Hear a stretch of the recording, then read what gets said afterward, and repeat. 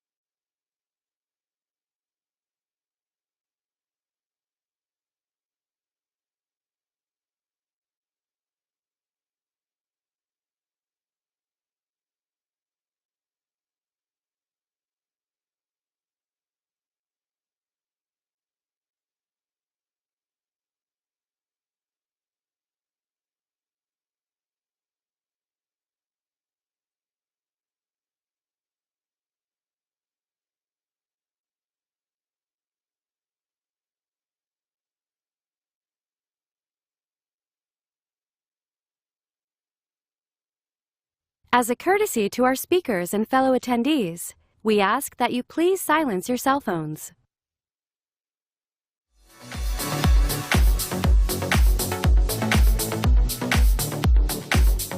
Please welcome to the stage Nirasha Teshakunavud, Global Head of Customer Experience at Asana, Manjula Talaraja, SVP and Chief Customer Officer at PagerDuty, Sangeeta Chakraborty, CRO at Miro, and Kathy Gao, Partner at Sapphire Ventures.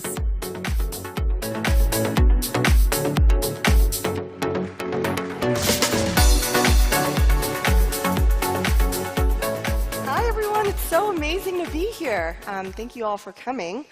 So the aim of this panel is really to help redefine how people think about customer success, right? Gone are the days when customer success is just pure firefighting, pure churn mitigation. And these days, companies are actually using customer success to drive growth, right? Today, we're so lucky to have an amazing panel of experts from Asana, PagerDuty, and Miro to bestow their wisdom upon how you can turn customer success into a growth engine. So in this panel, we're going to cover a lot of things. We're going to cover why customer success oftentimes look very different in every company. And then we're going to dive in and really talk about best practices and tactical ways you can turn customer success into a growth organization, into a growth engine for your organization. But I'd love to turn it over to my panel and just have them briefly introduce themselves. Yep. Hi, everybody. First of all, it is such a pleasure to be here with all of you and to join such esteemed thought leaders in the space of customer success and SaaS. My name is Sangeeta Chakraborty. I'm the Chief Revenue Officer at Miro, and I'm responsible both for revenue and customer success. Hi, I'm Manjula Talaraja, Chief Customer Officer at PagerDuty. Real pleasure to be an outdoor stage. Love it. Beautiful weather. I run a customer success organization and have 6 organizations under me, and think about it as all of post-sales with data science at the foundation of it. So including data science, 6 organizations, all part of post-sales.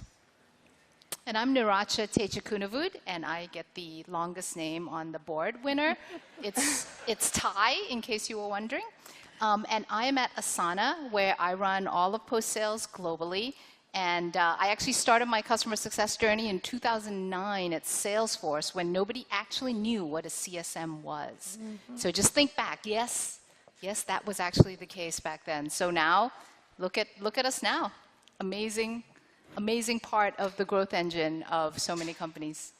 Amazing. And I'm Kathy Gao. I'm a partner at Sapphire Ventures. We are a B2B-focused venture capital firm based here in San Francisco. So let's dive right in. We have so much to talk about. First, I want to turn it over to our panelists and say, hey, you guys all have very different titles, yet you're all responsible for customer success. Tell us a little bit about how customer success is run at your organizations and who actually manages customer success. And I would love to start with Sangeeta because you recently transitioned from the title of Chief Customer Officer to CRO. Can you tell us a little bit more about that? Yeah, it would be my pleasure. So a little bit about perhaps some grounding of how I got to where I am. I started off with some systems thinking learning as a computer science engineer. And as I started to build software, I found I am the person that actually always wanted to understand what is the purpose of what I'm building. And why is anybody asking me to build it? And if they're buying it from me, why are they buying it? And I found very few answers that satisfied me. And it felt like people really didn't seem to care. It was about making the deal. And we have set up a system that for the last 20 years has simply rewarded getting the deal done and not really thinking about the person that is putting their reputation, their dollar, sometimes their career into making that decision buying software from you.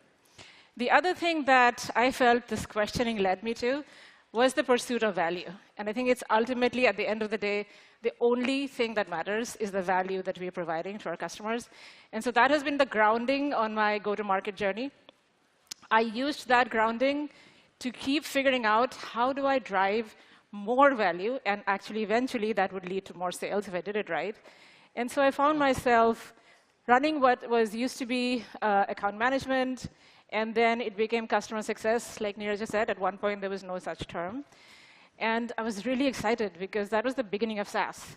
There were three things that were happening that made me happy about it. One was people, the users, finally had power. They had the decision-making power at the end of every year, whether to keep you or not.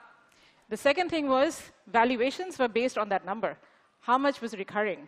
And finally, I felt somebody had the place to make those things happen, to ensure that the revenue is recurring and that you're growing in the right way with the customer in mind. So I always drove my business with a number. I always carried a number, and I feel like that is critical when you think of customer success.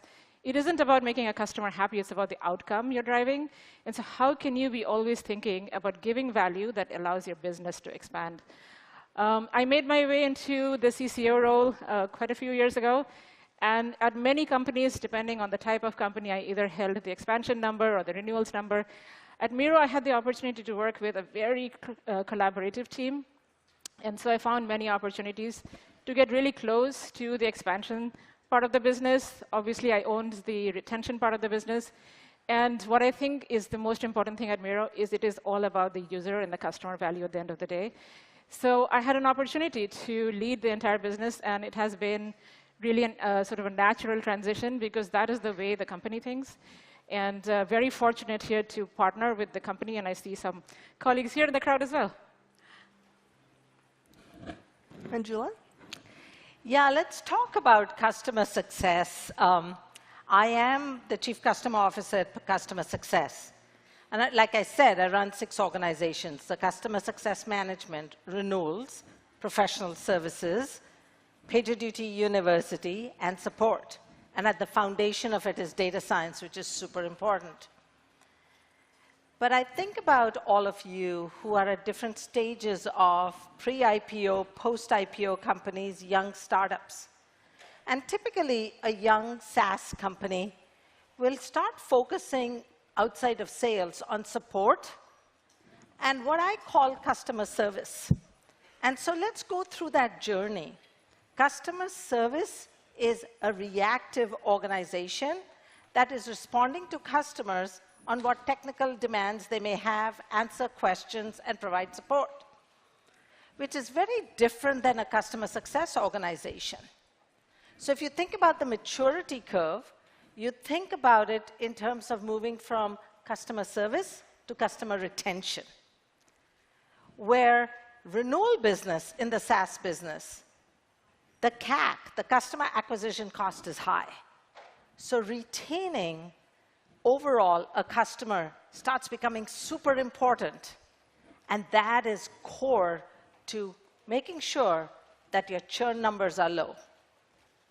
And most companies don't think about it that way. They're thinking about new logos only as a young company. And you want to think about both. What is your base that you don't want to drop and yet grow? And that's your growth engine. And then moving over to expansion. And think about your customer success managers who are helping with adoption, who are driving business value, and looking for the next opportunity in order to go sell either an additional product or additional licenses, whether your product-led growth or whatever you're evolving to currently in the current economy. So my journey at PagerDuty when I left Salesforce was I inherited an organization that was more customer service.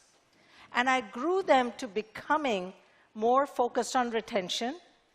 And then now we are expanding very rapidly into becoming the expansion engine of the company and have been. And that's why our dollar-based net retention and our revenue growth has been stellar over the last few years.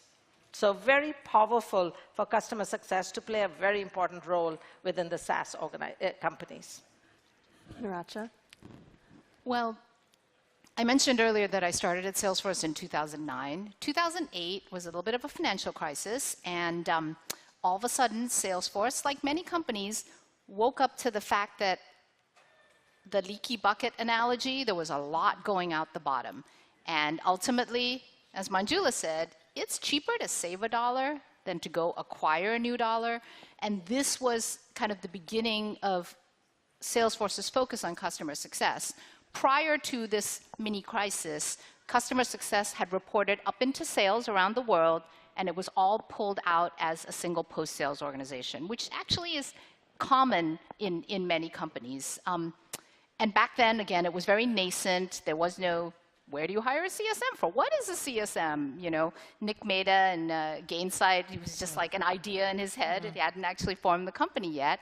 And so I got to be in the ground floor of kind of developing this function. What does it mean? How do you move from reactive to proactive? How do you take account value, right? You may say, okay, well, you know, here's a potential for expansion at this customer, but is the customer getting value? And the value realization needs to be what the customer is looking for, not your own decision. Well, we think they're getting value because of X. It's what did they buy your software for? So that was the beginning of my journey. And then I moved around in various go-to-market roles at Salesforce, partners, which is a big part of the success motion, and industries, which is also, you know, when you verticalize, you get stickier. So I saw the whole cycle, and then I came back at the end of my Salesforce career running a 4,000-person customer success team. But then I wanted to build. I just wanted to build it from scratch. It was a little, you know, it's a little bit like steering the Titanic if you have a really big team. And so I joined Asana about 6 months ago, and it's been such a joy in learning and thinking about how you build from a PLG base, which I know we're going to talk a little bit about, into an enterprise-focused company, pulling together all the same post-sales function, the ones that Manjula listed, and how we think about go-to-market as this flywheel between sales and post-sales versus just a simple funnel. Thanks, Naracha. Before we jump to the next question, in the audience, please raise your hand if you're part of an organization that has a product-led growth strategy, PLG strategy. Okay, quite a few people. So I want to stick with you, Naracha, right? Because you came from spending 14 years at Salesforce to joining a PLG-led company like Asana, and customer success might look very, very different for a core enterprise sales go-to-market versus a PLG. Tell us a little bit about that transition and some of the differences.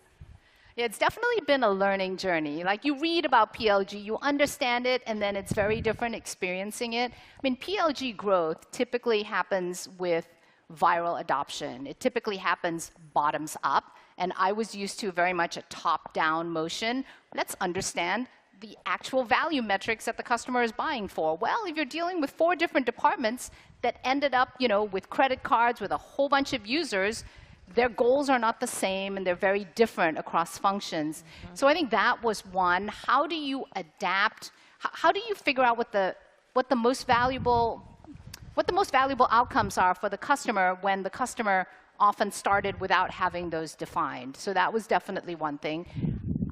I think it's interesting combining a bottoms-up viral adoption, which gives you amazing champions, but maybe not C-level buy-in, versus a top-down where you're going in, you are talking about Asana, we do collaborative work management, that's the category, And it really matters. You get more benefit from collaboration when it's multiple departments, not just one department. You don't get the same benefit because you're just collaborating within a department instead of across the company. And so that has led to very different plays, if you call it, and kinds of motions that our success team does. And how do you marry the best of everything you've learned from this PLG motion into kind of a different combined world? And the best thing about it for me is just the close partnership with product. I did not have that before. And the idea of using the product, putting banners in the product, having help modals, everything just built into that real estate, that very valuable product real estate. There is a willingness to do that in a PLG company that doesn't exist in an SLG, a sales-led company. And that has been a joy because that's where your users are. That's where you can touch them. That's where you can help them. So yeah, so that's a little bit of what I've learned in the last 6 months. I love what she's saying, because when I joined PagerDuty, it was product-led growth. We grew through engineers in the DevOps space, and it was all about the charge card and how it went viral. The following is amazing, and then one engineer moves to another company and brings in PagerDuty. But the economy has changed, folks. It's all about tools consolidation now. It's a top-down sale. It's the CIOs, the CFOs, the CTOs, the CCOs that are making the decision. So this is a very interesting point. Customer Success Group at PagerDuty, when I moved them from customer service to becoming a customer success organization, we were very focused on adoption. If it was PLG, we were driving adoption, and the faster we deployed, and the speed of deployment, which you can see on the slide, mattered. Because as soon as they ran out of licenses, they bought more, and it was all PLG. But if overall decisions are now being made by CXOs, the role of CSG has changed.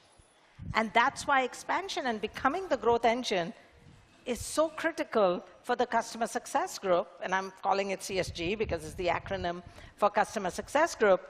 And therefore, a key point is, as the market is changing, you should all evaluate your companies on where is your Customer Success Group and how is it driving the growth engine as you're moving from a product-led growth company to a product-assisted growth company, PLG to PAG, and what's the role of customer success, and how is that evolving, or even what's the role of sales? Yeah, it's interesting. You've actually got 3 people facing very similar interesting build challenges in a product-led growth world. So Miro's also grew up in a product-led growth as an entity that very clearly led from the product. And product was the first salesperson. It was the first customer success person. It was everything to you until we realized that you needed to do more. What I think is most interesting right now is the concept of post-sales is really taken a backseat. And I have made it a mission not to even think about it in the company. People say post-sales, and they look at me because they know that I'm going to interrupt them. Because I think you cannot, in a SaaS world, think about post-sales anymore. You're always selling. It's early pre-sales. Selling. Yes. Yeah, it is still early sales. And so I think that becomes even more complex, to Manjula's point, when you are in a PLG motion, because now you have to marry the beauty that is product-led growth with the deliberate, intended science of the top-down motion. And you have to make sure you don't destroy any of the goodness in both of these motions. That's a really complex challenge. And at the same time, you want the user experience to be stellar. You want the user not to feel like they're talking to many different parts of the company. The user should not have to learn your organization chart to figure out how to get value from your software. So that, I think, is the crux of the challenge that we have in customer success right now. Yeah. The focus should be customer life cycle, not how you're organized or what is pre-sales and what is post-sales. Yeah. If the company moves to customer centricity, and what is the customer life cycle, that'll help you, especially through this transition that's happening in the market right now. So one interesting proxy around customer success rising in importance for many companies is the fact that CCOs, chief customer officers, are increasingly being asked to join boards of public companies and private equity-backed companies as well. I want to throw this to Manjula, who is on the board of several of these companies. Tell us a little bit about what value a CCO can bring to the table in the boardroom? Yeah, I love that question because I'm on a board of Sunrun, the #1 solar company of the world, as well as Proofpoint, one of the leading security companies of the world. And it is interesting, if you look at public companies, typically on the board were CFOs. It was more of a governance function. But what are companies looking for? Growth. So they're starting to get more and more CCOs who understand the customer and understand dollar-based net retention, who understand how do you drive growth and how customer experience are intermingled. So I'll just give you a little bit of a stat here. Bain and some other consulting firms have shown us that those companies that are focused on customers' experience and have very strong customer success organizations have revenue 4 to 8 times higher than their peer group, and 11% more dollar-based net retention. So more and more boards are looking for CCOs to get on their boards to give that customer centricity and drive the growth engine, which every board is looking for right now to influence every company in this economy. You know, driving customer value, making sure that customers are served and delighted, these all sound like very basic, common things, but in practice, it's not always as easy. So let's talk about metrics, right? In your organizations, what metrics are you really, really focused on from a customer success perspective? Maybe we'll kick it off with Sangeeta. Yeah. So we look at metrics very, very carefully and regularly because that is how we drive the scale of our business. We are on a constant search for how do we get absolutely impeccable in how we run our business by this. We look at metrics in several different ways. One is, what are the metrics the customer cares about? And the customer is looking at metrics that may be different from what you care about as the company. For our customers, they're looking to understand what is the adoption of the product, how deep is the adoption, what are the different teams using it for, and they're trying to determine what is the value of that product-led growth usage that they're seeing. So there's customer metrics that we stay on top of. On the internal side, we look at retention as a big, important metric for us to constantly drive, both at net dollar retention as well as gross dollar retention. We look at expansion numbers as a key indicator of different growth segments. And we look at the net new ARR. Are we landing new businesses? Are we looking at new companies that we can grow our business in? Those are some of the standard metrics. We also look at the loyalty of our customers. Do we see them getting deeper and deeper on the adoption curve, or are they staying stagnant at one point? So those are the key metrics that we're looking at for our business. I'll add a couple of key points. Remember in the beginning of the conversation, I talked about data science? That is all of our power. As SaaS companies, we know everything that's happening with our customers.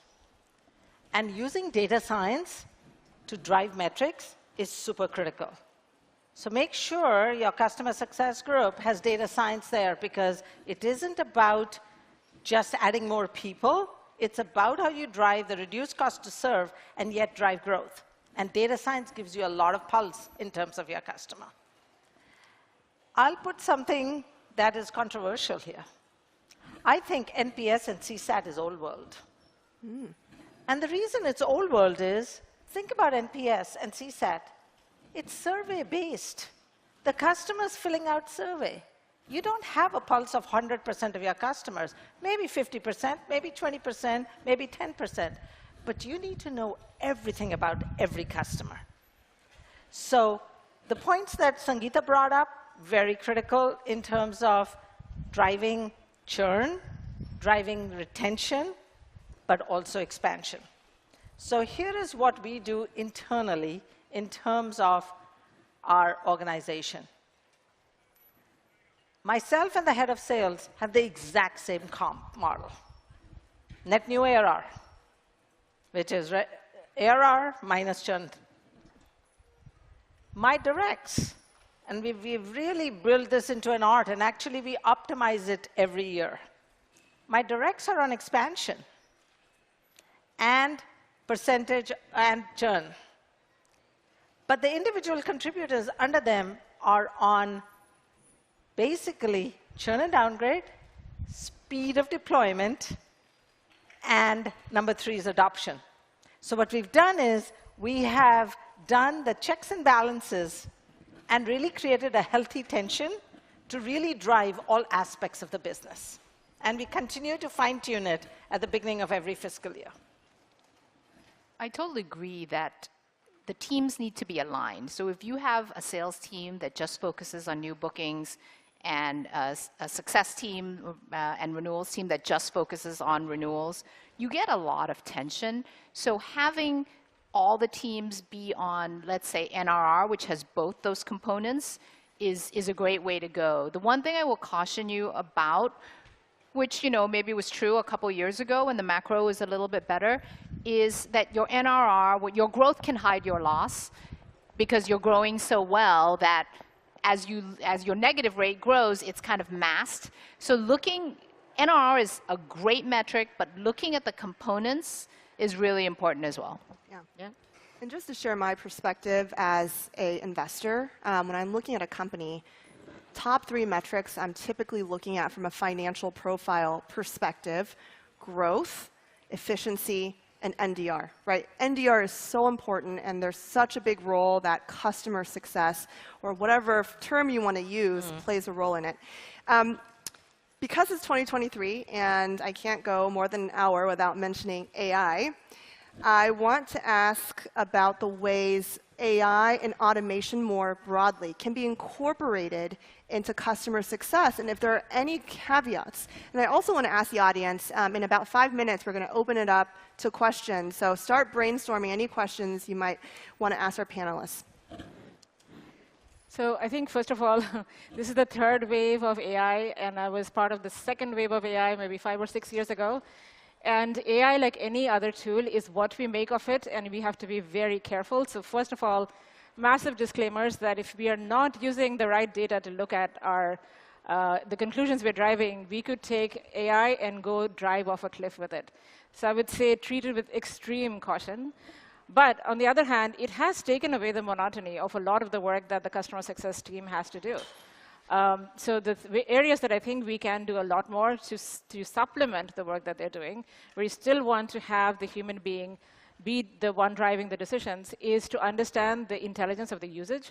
Because you have so many now factors that you can bring into to understand. To Manjula's point, NPS is no longer relevant, but they're still giving you signals in how satisfied they are by the signals that you see in the usage. There's monotonous work that the CSM has to do constantly, writing the same emails, gathering the same data. That can be condensed and brought into communication that they don't have to author from scratch. Saves them enormous amount of time. The QBR, the business reviews, people don't go to these reviews anymore. They're endless, monotonous, boring things because there's nothing new.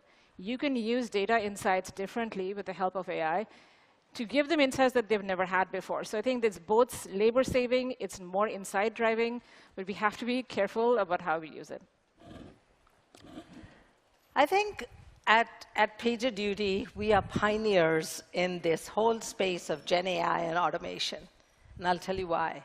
Because that's our product. And when we are in the automation and Gen AI space, we have to showcase to customers how we are using it in the customer success group.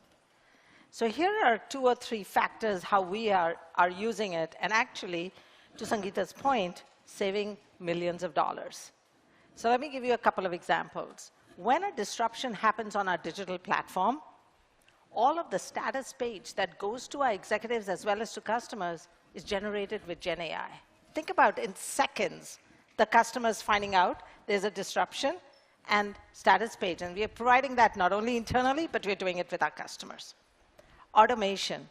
Within my organization, if you're thinking about removing silos and really creating cross-functional work and putting the customer in the middle, imagine if a new customer is onboarded and the professional services organizations had the first meeting. Through automation, the rest of the organization is getting communicated to in terms of what is happening with the customer, and this isn't about yet another meeting that they're pulling together. If you've got customers that have white glove service from premium support, they want to know, How are you meeting your SLAs? Are you not meeting your SLAs? We have saved hundreds of dollars and hundreds of hours on creating those reports for customers automatically through automation versus human.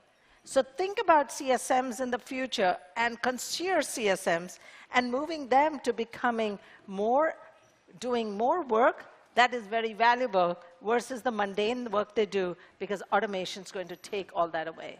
I've read so many articles lately that the tip of the spear for Gen AI and automation is actually the customer success group, and I think there's huge opportunity here. The journey has just begun. I would just add that from our standpoint, it's twofold. One is individual team member productivity, which I concur completely with what Manjula and Sangeeta have said. And then the second is, how are you going to present it to your customer? And why do you need a CSM to convey something to a customer? Something, you could say, every customer gets a personalized success plan based upon all the data, completely agree with your data science points, because of all the metadata we have. And there should always be a next best action for every single customer, big or small. Maybe the bigger next best actions are a little bit more complicated. You need a CSM working in there, but there needs to be a path, and there is so much available through AI to actually provide very personalized guidance. You have got to get your data clean. You've got to get a single source of truth, and that stuff is hard. So if you don't get that right, what it spits out is not going to be great either. So there's a lot of work that we're doing around cleansing and evaluating and looking at data models kind of over and over again. And it's a fair amount of work, but the promise of what AI can do excites everyone. And that's the fun part. That's why we're in tech, right? Yeah, absolutely. For anyone in the audience who have questions, feel free to come up to the mic. I see one back there. We'll go with this gentleman first. Please feel free to ask your question. Okay, hi. Mike Edelstein. I'm Manjula, former Salesforce employee. Yes. I would love to hear from Sangeeta and Manjula. Sangeeta, you are CRO and essentially CCO. And at PagerDuty, you're CCO and there is a separate CRO. When is the right time to have the roles separated? The roles separated well, as... in terms of when is the right time to have a CRO and a CCO versus just one handling both functions? I see. Well, to be clear, I am just stepping into the CRO role now for the last 6 months. So this is a temporary blend of two roles. Because I was the CCO at Miro before I came to the CRO role. I believe you need to hire a CCO when you are ready to scale. So when you know that the challenge is not the product market fit, you figure that out, you know what the motion needs to be, but you need to scale very efficiently, intelligently, and smartly all of your business. I would say you need to bring in a CCO, depending on the dollar that you're driving. And the CRO does a different but very, very connected job. So it's hard to do both those jobs in one, and I think this is it's a temporary situation, like I said. There's benefits to doing it together, but I do think that they're entirely different but connected problems that you have to bring together effectively in an organization. So I would say whenever you're ready to scale up to those dollar values that need that role, you would have both of those roles.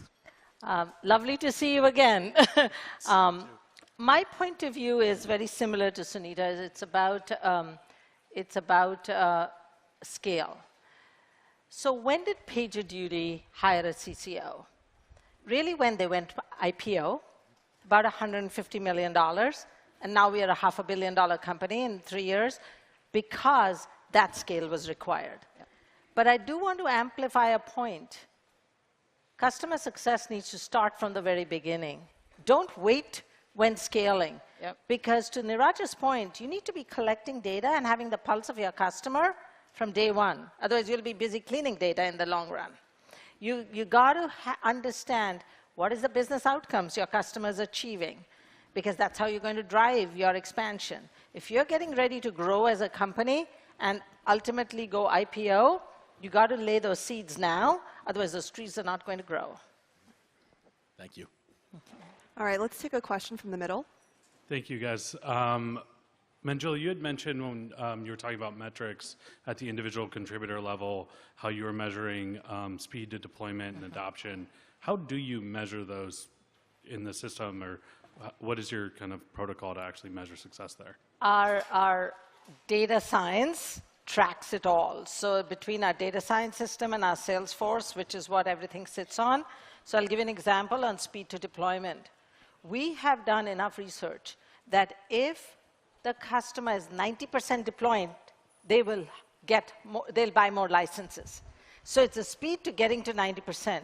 So we literally have weekly meetings where we are looking at what are the customers that have reached 90%, which are the ones that are not, what do we need to do to get them to 90%, and our CSMs and our services organization is comped on reaching 90% as an organization at an aggregate level. Makes sense. Thank you. Yeah. Let's go over there. Hi, everyone. Thank you so much for the time. This was a fantastic panel. My name is Cassie, and I lead customer success teams at Monday.com. My question is for those of you who are speaking about metrics of success as it relates to the customer's objectives, which I totally agree with, and blending that with adoption. I think it can be tough to bridge the gap between those two things. So, for example, we can say to customers that increasing adoption or increasing usage of a particular product or features should lead to particular customer outcomes. But if your customers don't have the foundations of measuring those outcomes themselves, it can be very difficult to show them that that correlation exists. So I'm curious how some of you have been able to bridge that gap with your customers. Well, if I can take that, so kind of Asana, it's kind of same world. We look at obviously collecting what the customer wanted to accomplish, but we also have enough data to be able to show a collaborative work score that says these departments are working. You can actually have this graph that shows who's working with who is collaborating with whom, and there is a baseline assumption that that collaboration generates value. Now, you have to make a little bit of a leap there, but you can show the actual collaboration patterns. You can show, you know, beyond utilization, which is kind of a baseline of adoption, what bundles of features are being used together, what integrations or what apps, like for us very commonly, a Jira integration is very common. So how often that Jira, you know, two-way sync is happening, and that all, you know, it comes in. We do a quarterly readout to every single customer on these are the patterns we've seen. That's, I know your question. It's like hard to know what the value is. And you can capture the value metrics for enterprise customers much more easily, but that's the baseline we would use for all customers.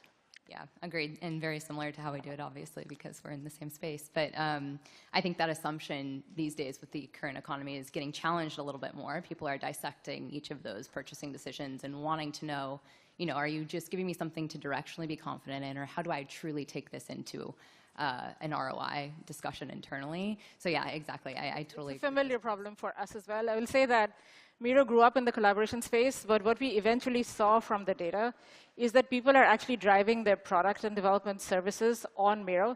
And so we helped the customer understand how to look at the value of Miro differently. So for us, it was education of the customer to understand that you're actually building products faster. Hence, you're getting revenue faster. You're driving team productivity that is giving you efficiency with the expensive engineering team. So it's sometimes taking what you're doing and understanding what is the outcome that the customer needs to think about versus the outcome they're thinking when they're coming to you first. It's re-educating and showing them what they're ending up doing. And that to us has been critical in how we have conveyed the value, because you're right, it's getting questioned. And we should expect the questioning to even get harder, because we brought up consolidation before as something that has started. I think this is going to get even more wings as we go forward. So your question as a CSM is the heart of what we have to solve. I'd add one more point. Work with your product team. Here is what's super important. The relationship between the customer success team and the product team is critical, especially if you're a product-led growth or a product-assisted growth. Some of the roadmap in their overall prioritization should be related to customer outcomes versus feature functionality that may be required. So a deep partnership there would be really, really important. For us at PagerDuty, it's actually easier because we reduce disruptions in a digital platform. So it's mean time to resolution, mean time basically that you're up and the mean time to solving an uptime. And that drives what are the key 3 or 4 factors that are related to adoption. And those are key metrics that we go into every QBR and share with them. These are the outcomes that you've got, and you've increased your availability time. But every company is different. But I would highly encourage you to work with your product team, because what's in the product can really define and drive the value for the customer. Amazing. Thank you. These are great questions, guys. Let's go over to the right microphone. How's it going? My name is Jeff Matthews, and we're a company that's been around for about 24 months. We did 20 million ARR already, so we've had some pretty massive expansion. We're currently hiring for a VP of CX role, and one of the things you mentioned earlier was about the value of data analytics and using data to make important decisions. How do we hire someone for success in that role when we have a massive data issue? It seems like we're setting them up for failure coming in, and that's not necessarily something they have control over fixing. It's really a partnership between you, the product team, and the customer success team. So being 24 months old, maybe it isn't something that you want to build within the customer success team, but within the product team. And I think you should heavily invest into capturing what data is important for the ultimate outcome for your customer, and how do you want to manage on the product side. Makes sense. Thank you. By the way, we are hiring. Come find me if you're interested. What's the name of the company? Repeat MD. Repeat MD. Okay, here we go. Right here in the middle, please. Thank you very much for sharing all the great knowledge to us. My name is George. I'm a founder for 24/7 Pro. We build software for contractors. We monitor contractors. My question is, what are the 3 most important things or routine being a CSM should be doing in a daily basis? I couldn't quite hear. The 3 most important things a CSM should think about? The 3 most important things a CSM should be doing in a daily basis. You want to answer? Sure, I can take it. The first, so I think about the CSM's job as, in some sense, a portfolio management job. You have customers that you need to take care of in certain ways that day, and then you have long-term plans for your customers, and then there's longer terms than that. So first of all, as a CSM, I expect you to have data that is telling you where you spend your time. And you have a plan for your portfolio. And you understand these are customers that are going through implementation. And for any business, time to value is critical. So how do you ensure that time to value is taken care of? And you're working with your services team, or you might be the person that is helping them get there. That's critical. Where do you get the customers getting off to a great start? Then you have to look at customers that you may be doing a plan with. So for us, we expect our customers, success managers, to have a joint success plan with the customer. And based on that, you're driving activity with their accounts on different levels of intensity. So that is the second thing that I'm expecting them to be driving. And you're maturing your customers from one stage to the other. And then you have the long-term plans, where you're looking at customers that have been asking you to help them on longer-term implementations or longer-term relationships. And you work with that as well. So on a daily basis, I will say there's some triage. But then you have to have a plan for your portfolio and look at the data to see how you're constantly making that portfolio healthier and achieving the outcomes that you're expecting it to take. And on a daily basis, to exactly her point, they should spend maybe a third of their time understanding the business imperatives that their customers are driving and why they bought their product. Yeah. Number 2 is, it is super important to do quarterly business reviews or more often with a customer so that you're aligned. They may have bought the product for something, and you may be on a different path. Those 2 points are super important. And number 3 is being the voice of the customer within the company. They are the voice of the customer to product, to support, to all the various organizations in terms of really knowing what the customer is doing. So a third of the time internally, 2/3 of the time externally. And there's a little bit of a trap with CSMs. Sometimes they're just kind of a front for support, because that's just what the customer wants to talk about. And that is a little bit of a trap, and you need to figure out how to alleviate that, or at least help a customer out and then move on to the bigger goals, the bigger strategic goals around delivering value. Because that support thing is like, it's a total trap. It's happened to every single CSM I know. That's the difference between a customer service manager and a customer success manager. You're driving the customer's success versus just dealing with support and answering questions for them, which is really, do you want your customer success manager to be doing that versus a support organization or organization that would be of a different caliber? Thank you. Thank you. Sometimes I think there's a nomenclature issue because success is so ambiguous. Maybe you guys can come up with a better label for this. Over here, please. Hi, thanks for the session. It's been great.